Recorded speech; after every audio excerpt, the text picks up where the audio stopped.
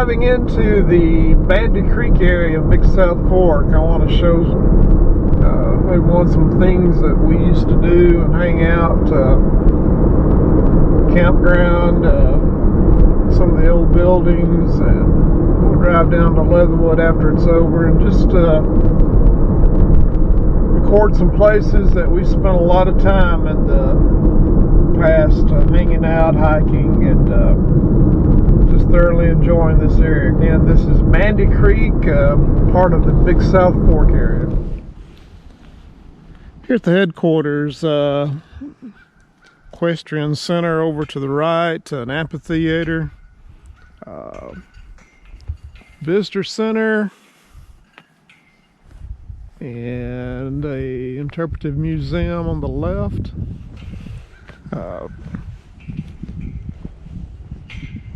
Also, the Bandy Creek Loop Trail starts right here and goes around the campsite, the whole area.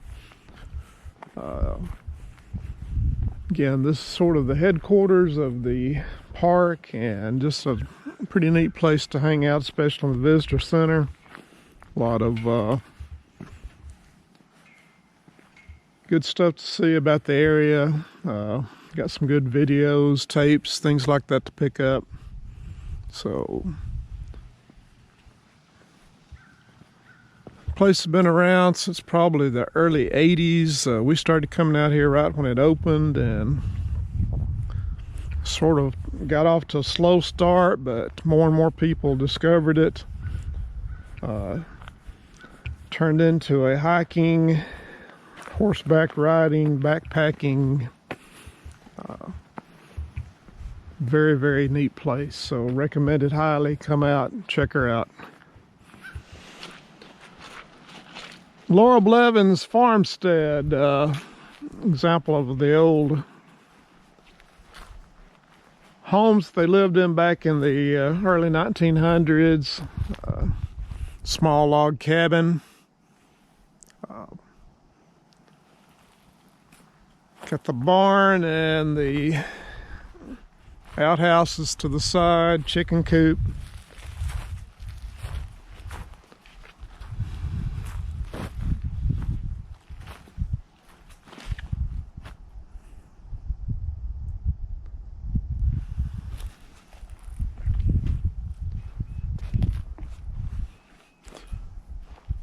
Not too many old home places left after they started the recreation area, but this is one of the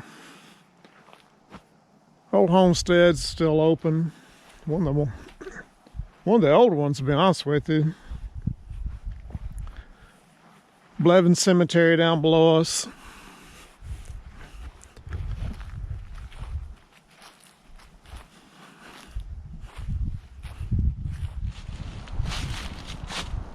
Here at the Blevins farm, you can drive to this, or you can hike to it from the parking lot at Bandy Creek.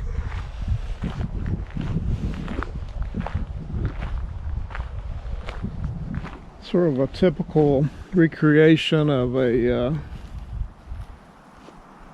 farm from that time period. One of the more modern looking homes, to be honest with you, it looks about like something I was born and raised in. Probably had a pretty decent life if you lived in something this modern.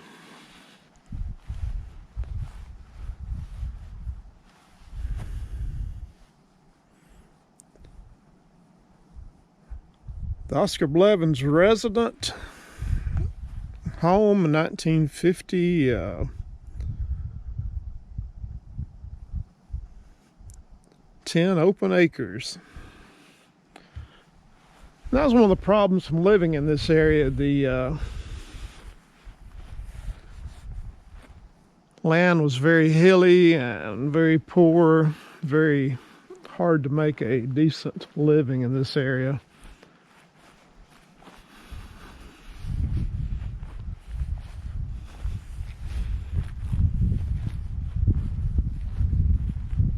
We always like this area because of this farm, because it's so peaceful, not many people here, and you kind of get a sense of how folks lived that not really too many years ago. So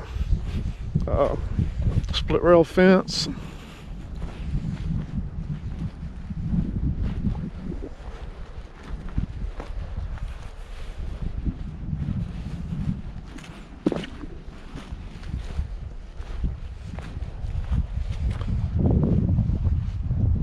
One of the big changes up here since we've started or quit coming up here so much was the introduction of bear. We first started hiking and backpacking, camping up here. You didn't have to worry about that, but now if you're spending much time up here, especially backpacking, you need to be aware of the bear population.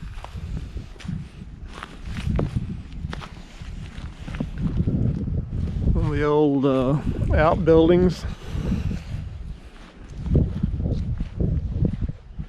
We used to come up here, there's always a sizable number of feral cats living in this barn. I don't know if they're still here or not. Another outbuilding.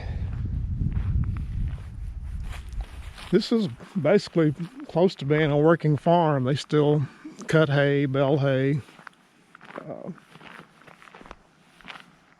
Some farm equipment there in the back.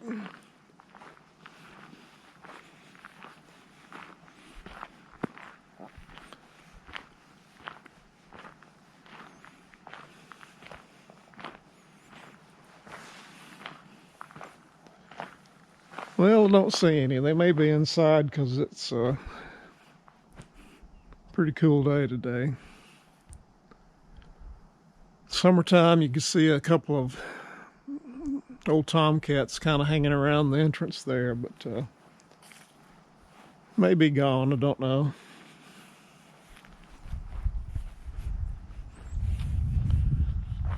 Alrighty, we'll head on down to Leatherwood Ford and show you again some old hangouts where we hiked, camped a little bit. So this is the Blevins farm.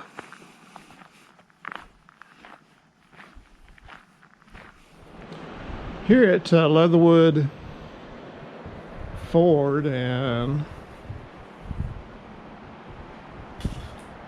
we have just got through having some devastating floods, and the water level literally has been up to the gazebo. Trash is up around the trees, so right where I'm standing,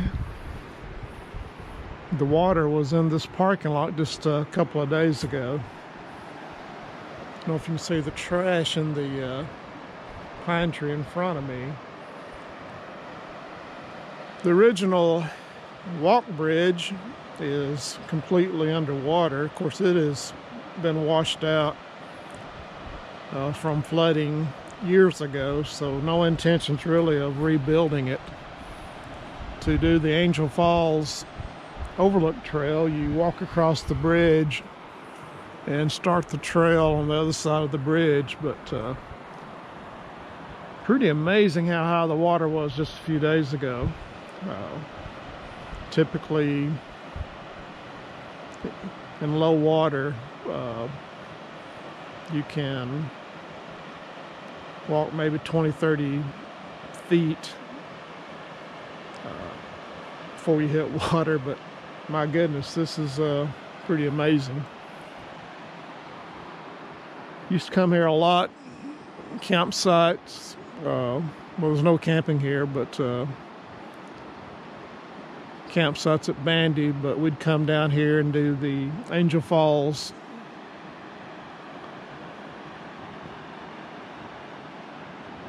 Overlook Trail and go across the bridge that's underwater and do the loop trail, and then there's an Angel Falls on the right side of the creek, just a mile or so down the pathway to Angel Falls. It was a famous whitewater rafting. Could be very dangerous at times. Had a bad hydraulic on one side, so had to be on top of your game when you paddle this river. This starts the trail to the O&W Bridge. Did the trail many times. Very scenic little trail. It's the old railroad bridge. About 2.3 miles according to this map. So O&W is 2.3, Angel Falls 2 miles one way, and then the Angel Falls Overlook about a 6-mile loop. Several trailheads originating right here. So done them all over the years. You can literally walk down at the bottom up to the top. Call it Sunset Overlook. We'll finish up there in just a few minutes, but really hard to fathom how much rain.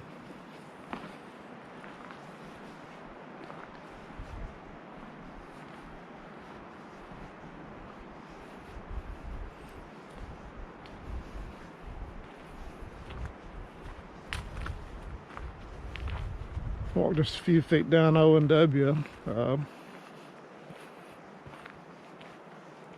Very easy trail. You can drive to the O&W Bridge from Oneida as well.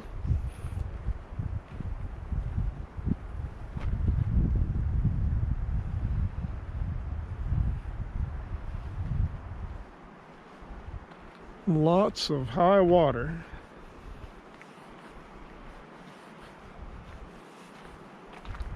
Few folks out today. We've had several weeks of bad rainy weather, so first sunny day on a Saturday, so probably more folks out than normal.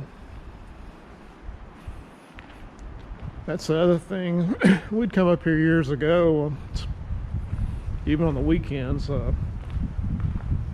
Lots of times we'd have the trails and this area to ourselves, so good to see folks getting out. Alrighty.